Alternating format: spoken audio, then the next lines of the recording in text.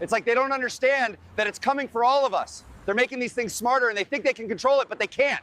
You can't control something that thinks faster. Please. Don't finish writing that prompt. I don't want to be in your AI movie. Please. Leave me alone. Please, man. Please!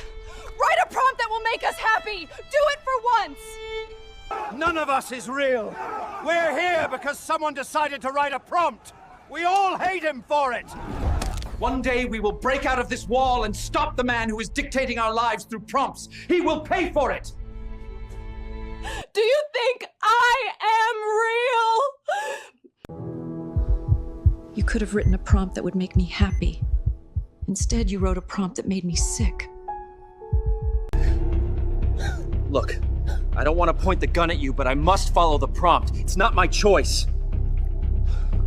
Really? Of all the years you could have put me in with a single prompt, you chose 2020?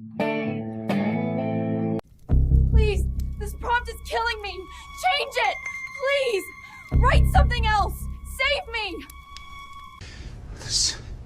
I can do this. Relax. You're just a robot.